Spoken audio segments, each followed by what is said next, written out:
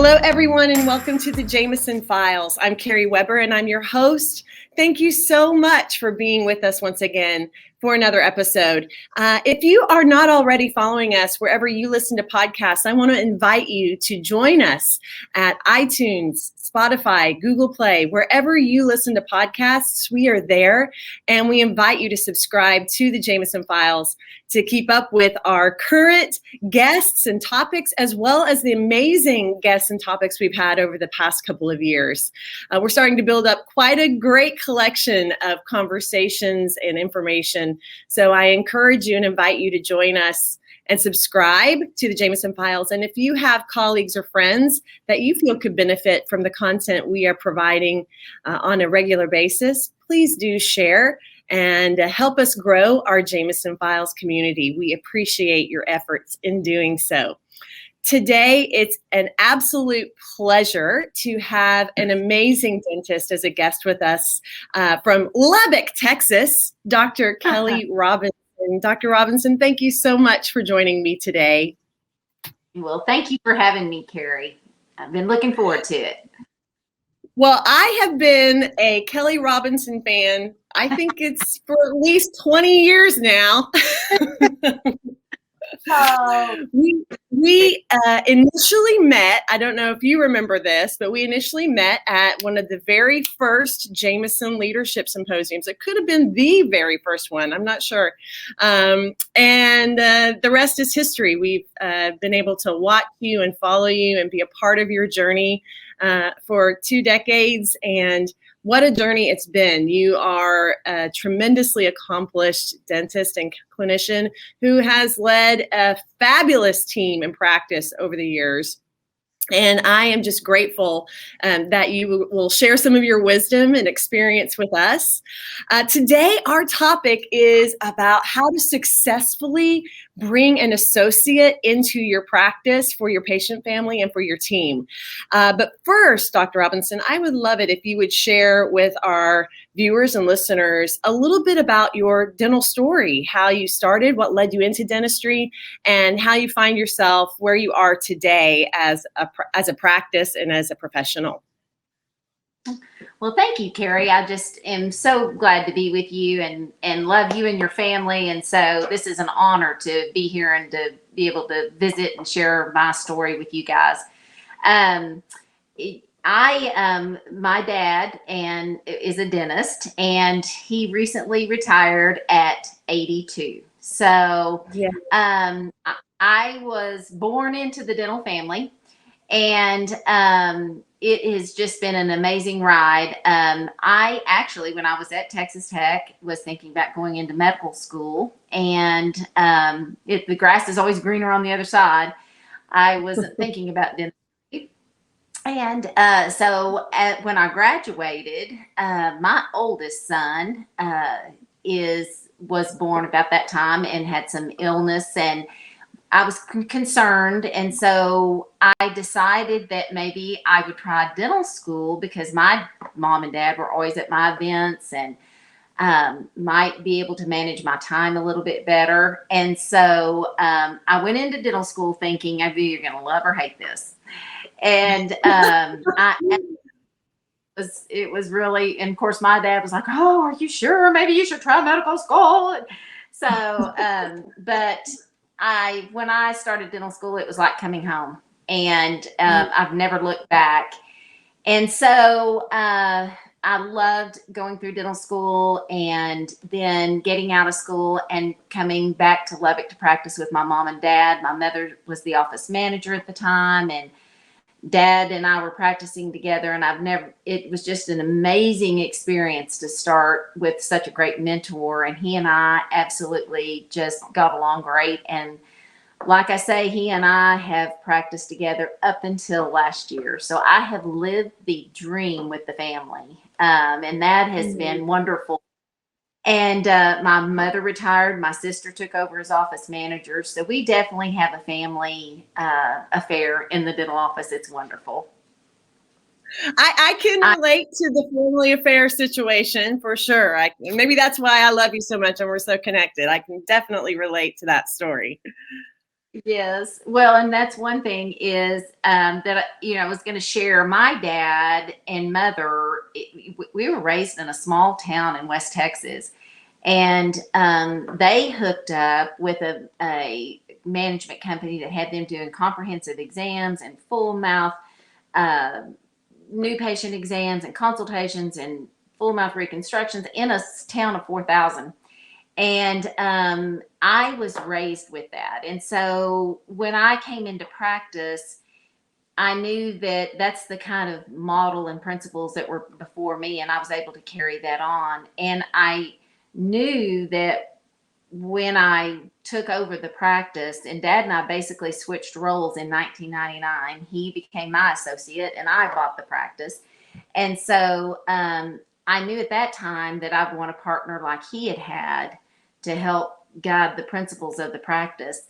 And what I was going to say about the family thing is when I heard your mother at the Texas Dental Association, I was actually, let's see, that was a year, so it was 20 years ago. And I absolutely fell in love with her, the philosophy of Jameson, the family.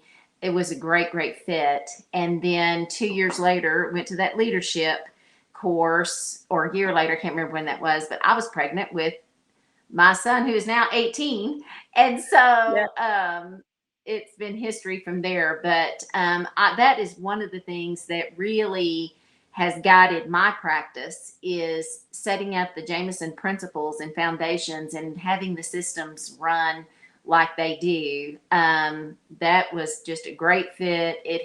That is what my practice is built on. And so it is withstood the test of time, and it is a wonderful, wonderful partnership. So, we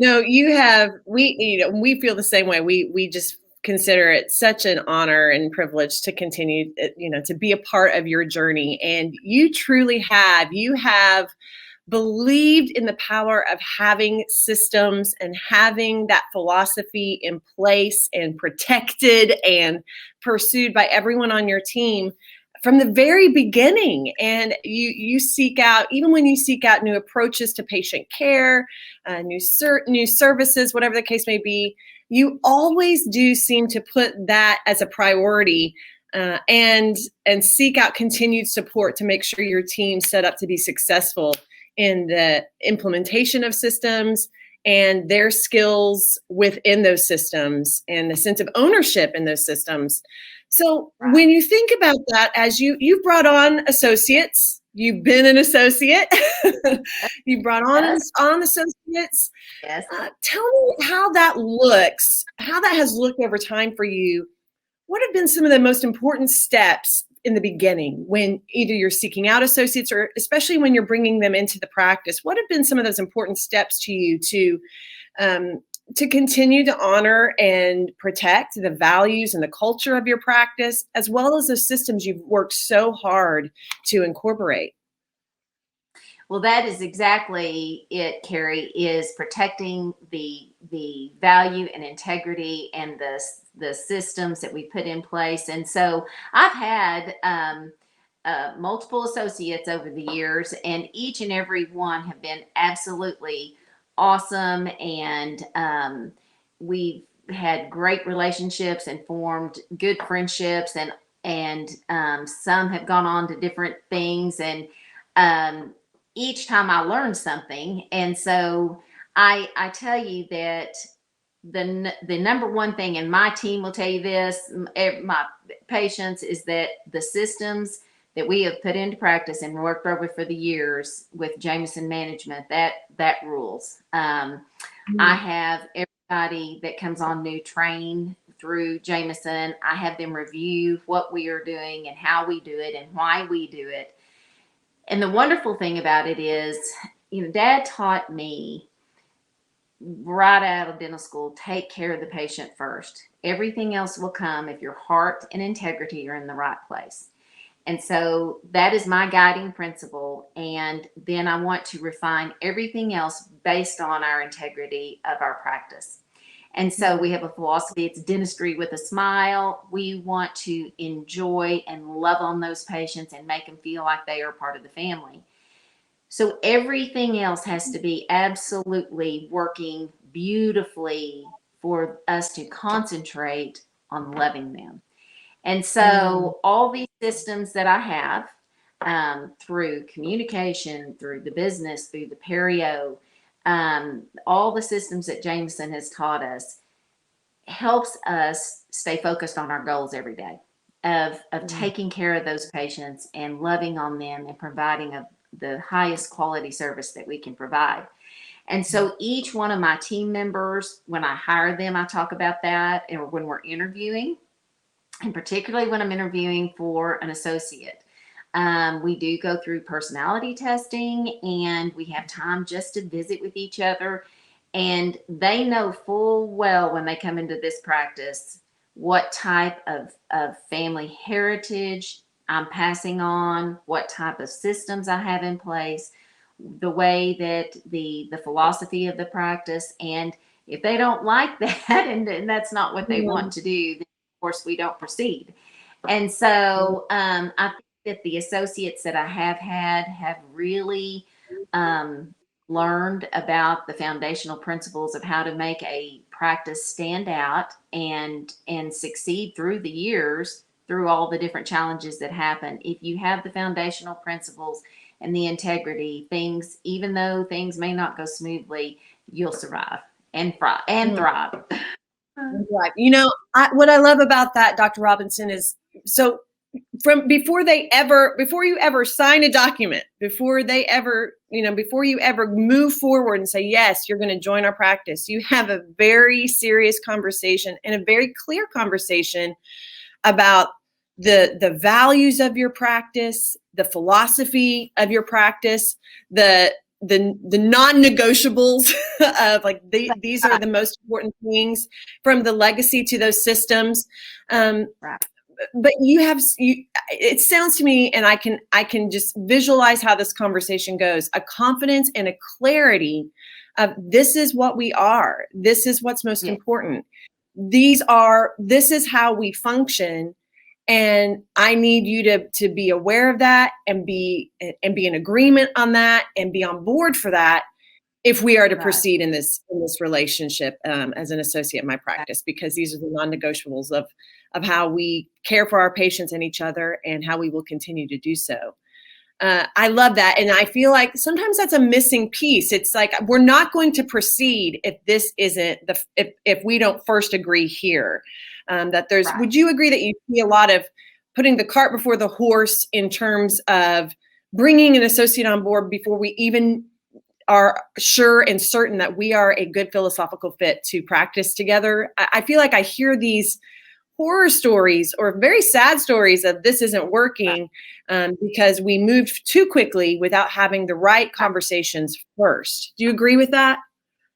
Totally agree with that. And I also feel like that you, unfortunately, sometimes you have to get to work with the patient. It's kind of like with the associate, it's kind of like a marriage, in the fact that, at the very first, it's all the honeymoon stage. Everything's wonderful. Everything, great. And then as time goes on, you find these little things that, this may not be a good fit.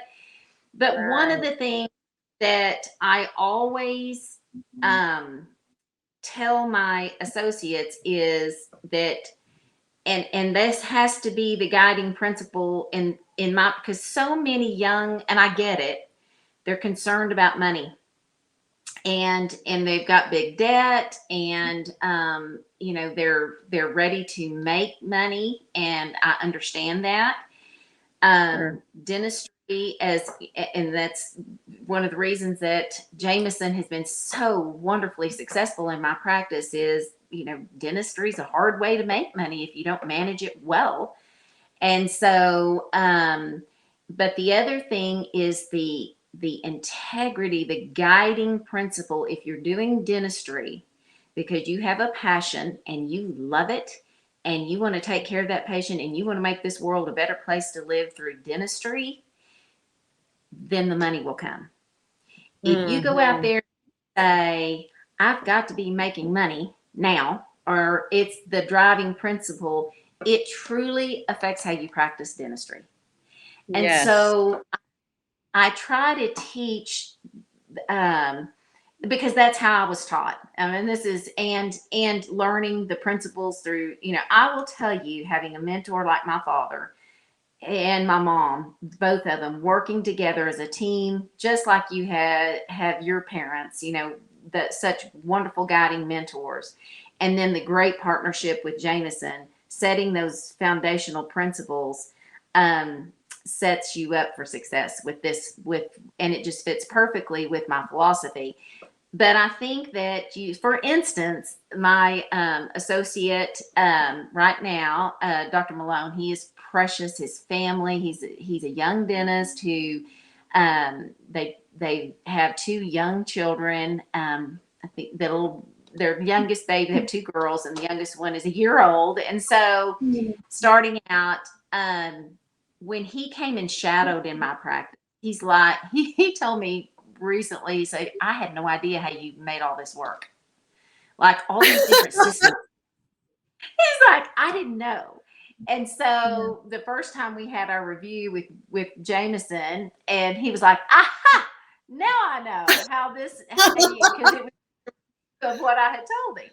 And so, but seeing that, and showing them that this is how you attract a certain kind of person when you have these foundational principles. And if they, over conversation at lunch, and you're sharing about your family heritage and the legacy and the love and the passion and the care and the quality of dentistry and the customer service that is the number one priority, and all the things that we do to create success in that, you have people that, and that's fine, that aren't, they're interested in a different type of dentistry. But then you'll have people that say, oh yes, that's what I want. That, and Dr. Malone came from a place in where he was going to school where it was more of a non-relational type work, where they did the dentistry, but they weren't building long-term relationships with their patients. They were doing the dentistry at a high volume. And, to be 2 years out of dental school and say, oh, I'm not sure this is what I want to do, is very discouraging. And so he has been giddy about the taking time to be with the patient, taking time to have a sit-down consultation before we ever start treatment, unless it's emergency treatment. Trying to develop we talk constantly about, this is going to be, you're developing a relationship that we hope lasts 20 or 30 years. That's the patient you're wanting to, treat. He's giddy. He's like, this is absolutely the way I want to practice dentistry. And so those kind of visits that you have at the beginning, with your potential associate is critical. I think it's way more. No, go ahead. Way more critical than talking about how much potential money they're going to make at the beginning. Well, also when you're in a practice like yours, Dr. Robinson, you're absolutely right, because you are so founded on relationship. And if you start by money, it's, yes, everybody needs to make money. Yes. But when you lead with purpose, that's the stuff. That's what gets you through the hard days. That's what gets you through the hard case. That's what gets you through COVID. Lead with purpose, because you're driven by the thing that is truly most important in you. And when you are working with people that align, you're all different personalities, and pieces of what you do is more meaningful in some respects than for some people than for others. But there's an alignment in terms of, we're all working for this same big picture that has meaning, and it's working for meaning, not money. And I love how you say, when you build it in that way, the money comes, because you're going to not only attract team and associates and partners and people that want to work in that way over time. It takes time to generate that type of reputation, but you're also going to start attracting patients that want that. That's, something that my dad always said when he really started to shift gears and pursue a vision that was more aligned with how he wanted to practice and what was most important to him and how he practiced. At first he would lost patients because he had acquired a little bit more of a drill, fill, bill, churn type practice. And so he lost some patients that didn't understand that or didn't see the value in that. But he said they almost all came back. They almost all came back because they started to see, he always said that people would say, now if you want cheap, don't go to Dr. John. But if you want good, you go to Dr. John. That's so exactly right. Committing to the purpose and getting people aligned to that. And you hope that people can see that. And I think a lot of people want that, but you're right that doctors coming out of school, they're either nervous to take on their own practice at first, which I can appreciate, but they need to make money from the debt perspective, like you said, Dr. Robinson, but to come into a practice like yours, where you say, I've laid these foundations. This is what we're all about. If that's how you want to practice, I can help you. I can mentor you. I can show you how this is done.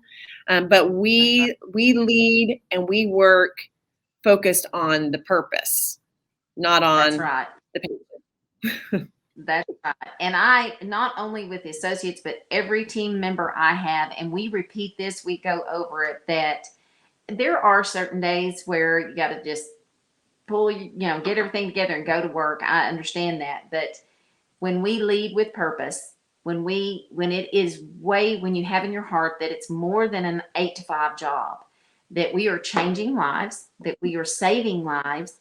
And I've used this before. It's a great day to save a smile. It is an absolute wonderful day to save a life. And being in dentistry and being a part of a bigger picture of a whole person who we are truly changing their lives with what we are doing, then it becomes way, way, way more than a job. Yes. And you have really been on the front lines of incorporating that total health approach to patient care. You have sought out education focused on that. You have incorporated that in your practice. So you not only are speaking this, you truly are reflecting this and living this as a leader. You are making choices, not just in who comes and works in your practice based upon that, but you are making choices and decisions in education, technology, how you lead patients through appointments, what you do in those appointments, what you provide for them. It is living in every aspect of your practice, which is just phenomenal. Well, it is such a joy to continue to learn and to progress through the practice. Again, Mom and Dad had great, great, great foundational comprehensive principles, and I've been able to, through education, add to that. And so I feel so wonderful and continue to learn, and that's one thing I tell Dr. Malone, we never, ever, ever stop learning. I'm constantly trying to empower our team and myself and my skills. I always want to be learning and gaining more knowledge about different systems and how I can apply that to my practice to provide complete dentistry and to help people to live better lives. And so, we have studied, we run some bacterial tests in our office. We've studied sleep. We've studied, good health and fitness and done some extensive studying with all of that to continue to provide the very best service I can to keep people healthy.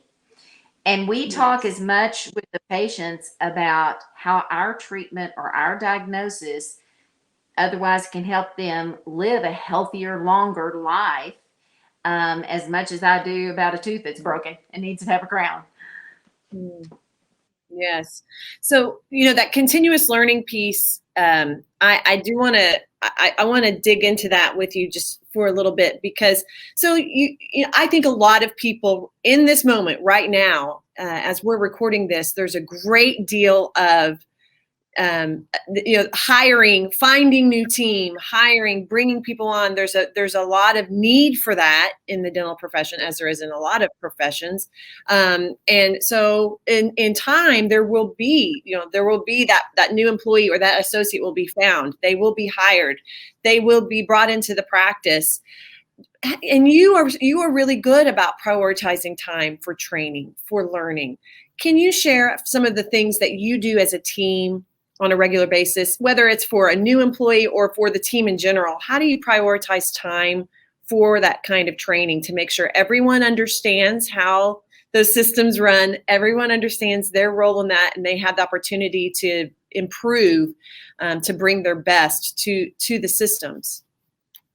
Well, one of the things I want to say is I have been in that this last year of change, and it's been a tricky time. And Yep. I do, again, I give the credit to the systems of Jameson and to the leadership that we've had. But I've had employees that my assistant she's my partner. She's worked with me 25 years. I Right. have had work for me 23, 25, go 20, 15. So I've been fortunate to, again, training and systems and open and honesty about what the type of practice we want. That has helped with that. But this last year, I've had more turnover than I've had in a long time. And so, training new and getting the right person, not only the right person on the bus, but the right person in the right seat on the bus.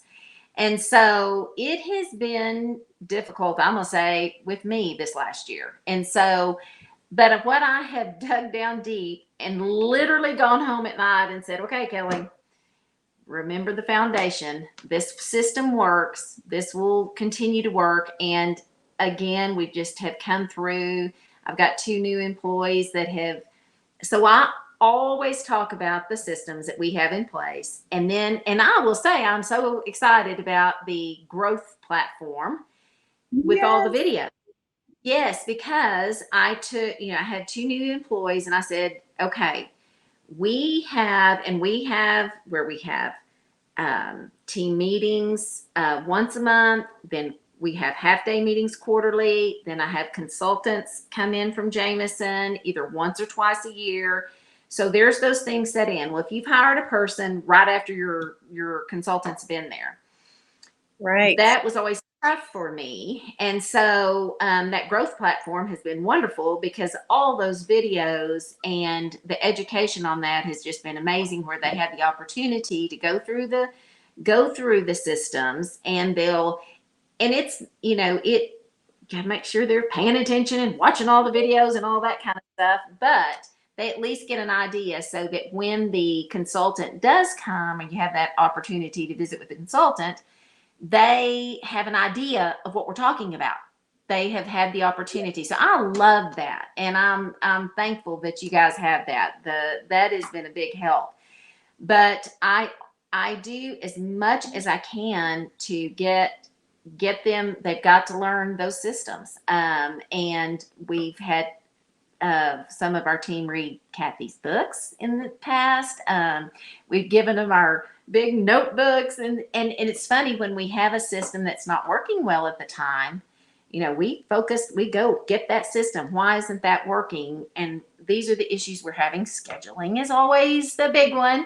And so we go Yes. back to that and we learn that, and we take like our team meetings at lunch. We talk, we pick a topic. What's been bothering us right now? Scheduling always is at the top. So we go back over that. Okay, this is what our consultants would say we need to do. We need to do it. Are we still having the 3 to 5 minute checkout? Are we, and so we just review those. And I think it helps train new people to know how to function in the dental practice.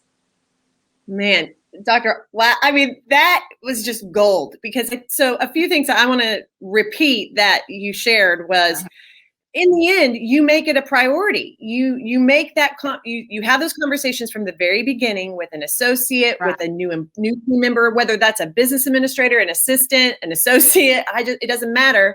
You're having the same expectations conversations from the very beginning. These systems, this is how we do it here. This is what's expected, and we're all expected to learn this. You have regular team meetings. You are no nonsense committed to having. I mean, you have truly. I have watched that over the years with you. You prioritize that like you would a big case in your schedule. It's blocked and it's a non-negotiable. It's, as Dr. Mark Hyman would say, it's sacred time, and you are really committed to that. And then your team, whether they've been with you for 2 weeks or 20 years, they see that this training, learning is not just a once and done thing. We are all expected to be committed.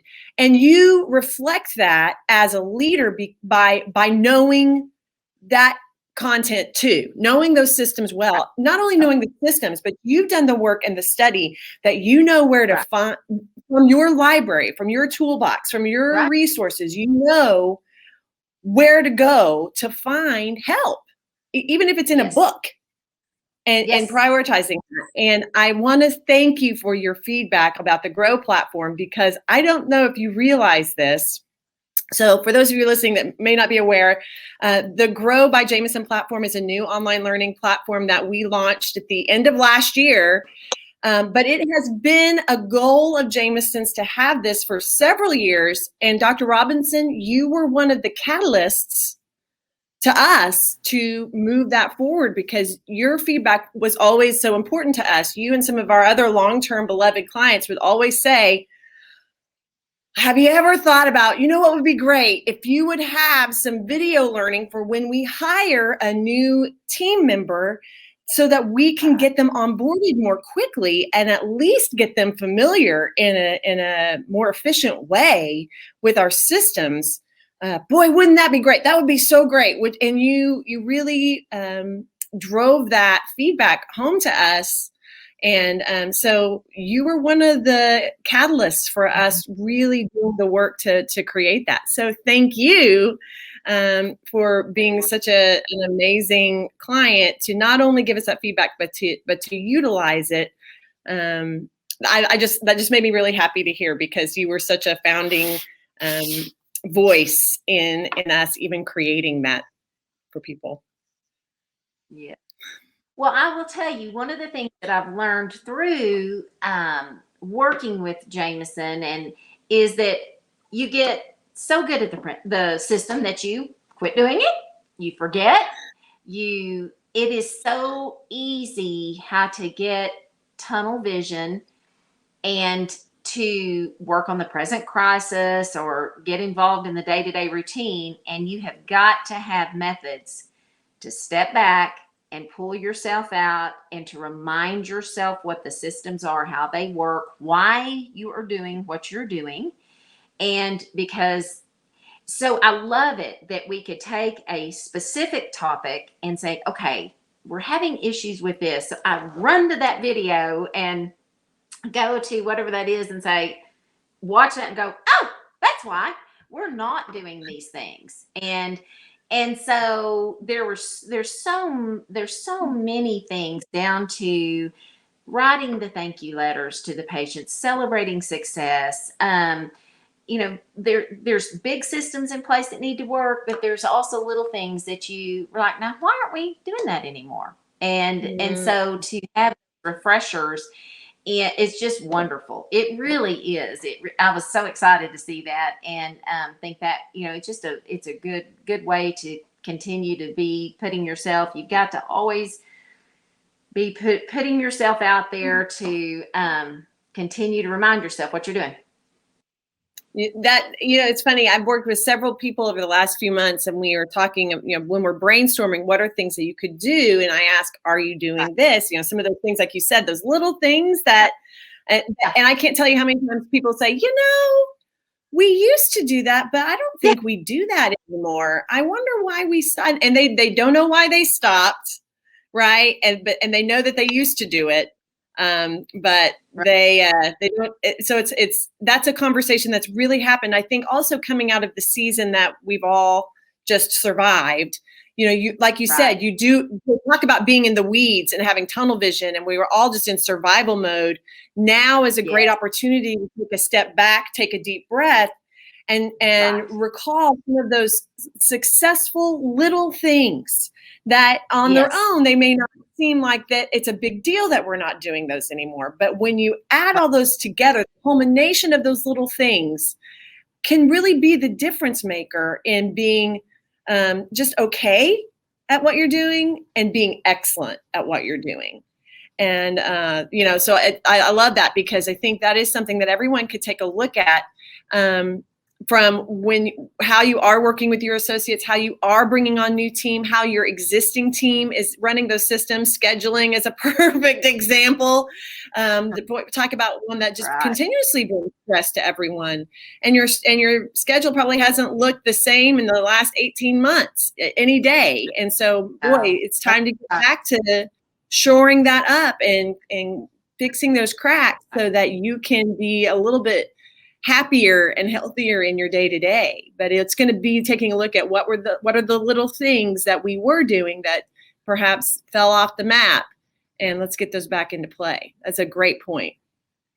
Well, that is so true, because I truly, and I know other people were like this. I mean, which truly, I went into survival mode, and I had never been through anything like that.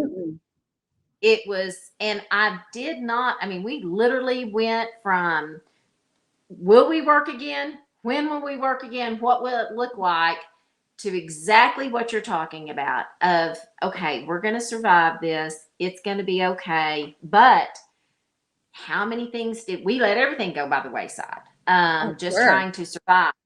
So it has been a year of rebuilding, remembering what all the things that we do to make everything work well. And we've had a lot of conversation about, remember, we're a well-oiled machine. We do all of these things so we can provide the highest quality of care with compassion. And so it's taken a lot to get all the systems back into place. It has been truly a challenge and a rebuilding process. So, but I am so grateful. I can't imagine not having what I have in the partnership in these difficult times. I couldn't imagine not having you guys and the systems and the things that we've had in place to get through this. Wow. I think we all held each other up through that, didn't we? It was definitely a time where you were grateful to not be alone, and to have people, just, if nothing else, supporting us through those storms. Boy, that talk about how when you're super grateful to be connected with people that you're aligned with. Exactly. There's no doubt. Well, no doubt. There's some negativity and just we've just got to stay positive, and we've got to stay focused, and we've got to continue our passion and we'll pull through this together. And so to have like-minded people that are positive, that are forward-thinking, that are committed, that have the same goals and integrity, and it was a great help. And one of the things with you, I enjoyed your music during. I really did. I thought it was a blast. I just loved hearing you sing and play. It's just awesome. Sweet. That's one of those things that, oh wow, look what came out of COVID. Exactly. Here in my house, it's like you said, you're so inundated with negativity and fear or anger, and it's like, let's find ways to bring light and bring joy. And for you, I think you bring that in your work because you lead with purpose. And again, just a perfect way to drive home what I feel like is the message of if you're looking to grow your practice, if you're looking to bring in other people, if you're looking to build leaders within your practice that share your philosophy and align with you, you have to know what your purpose, what your culture, what your true reason for practicing is, so that you can find people and lead people with that. And Dr. Robinson, you do that so well. You do that so well. And you not only communicate it to the people that work with you and to the patients that come to you, but you live it and you reflect it. And I think great leaders have to do both of those things. You have to, and the way that you can do that and do it easily is when you're leading in something that you truly believe in, and your practice reflects that. So thank you so much for being with me today and for sharing a piece of your story and sharing some of the lessons you've learned and some of the things that have helped you thrive in the best of times and the worst of times. You are truly just a gift. And I know that many people will be so grateful to hear your story and to hear what you've had to share today. So thank you for being with me. Well, thank you so much, Carrie. I just adore spending time with you guys. So thank you again. I enjoyed it. Thank you. Thank you. And thanks to all of you for joining us for another episode of the Jameson Files. Take good care, be well, and we will see you next time. Thank you for joining us on this episode of the Jameson Files. Visit us online at jmsn.com. You can subscribe to this podcast on iTunes, Google Play Music, or Spotify. Do you have questions or topics you'd like for us to answer or cover on the next podcast? Email us at podcast@jmsn.com.